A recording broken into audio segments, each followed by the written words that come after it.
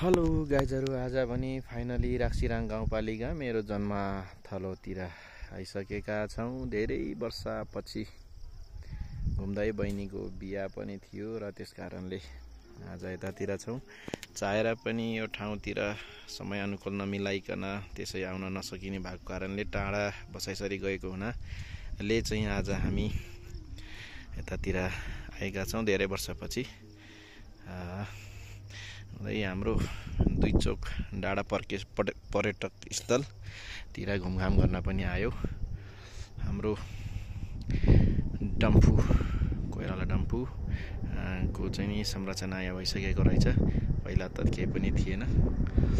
अनि त्यसपछि हजुरको यतातिर छन् मोबाइलको टावर पनि रहेछ। सर हजुरलाई देखाउन चाहन्छु। सर भन्दा गएछ फेरि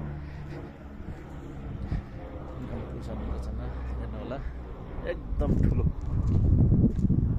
ठुलो रहेछ। सम्पन्न लगभग अन्तिम चरणमा पनि रहेछ, सम्पन्न हुनै खोजिसकेको रहेछ गाइजहरू।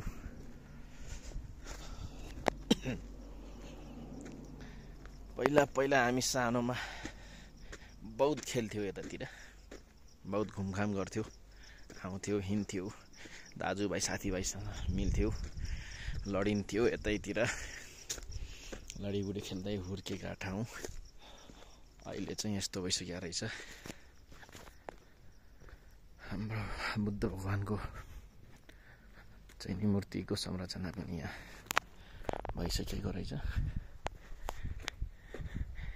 दाइ भयो हो, म त यहाँ बनाउँदैछ है।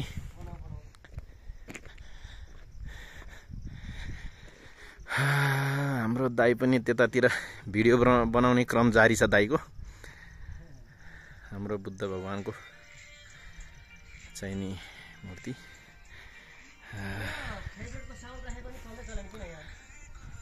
खै दाइ के हो त्यो त।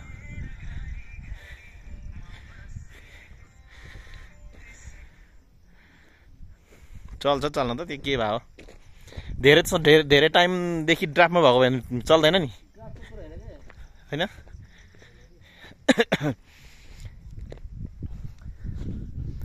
ओहो दाइ, ऐसेलो हेर्नु न, ऐसेलो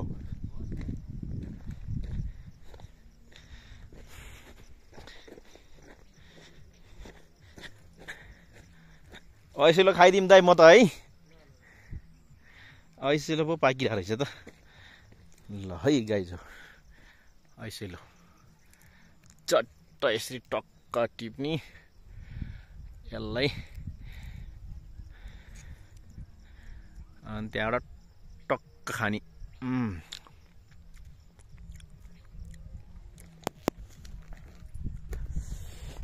घुमघाम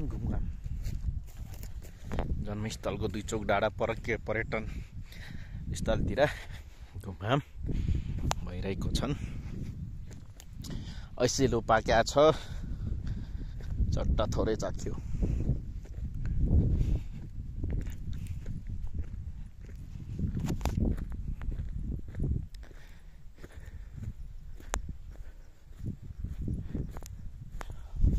यो चाहिँ नि हामी सबभन्दा पहिला सानोमा बहुत खेल्ने गरेका ठाउँ अहिले हेर्नुहोस् यस्तो भइसकेको छ। यतातिर भने शौचालय निर्माण कार्य जारी रहेछ।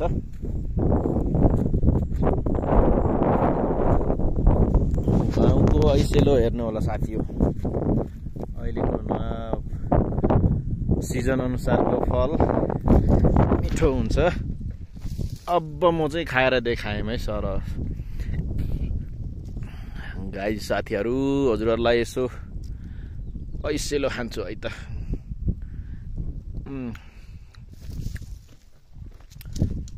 के गर्ने,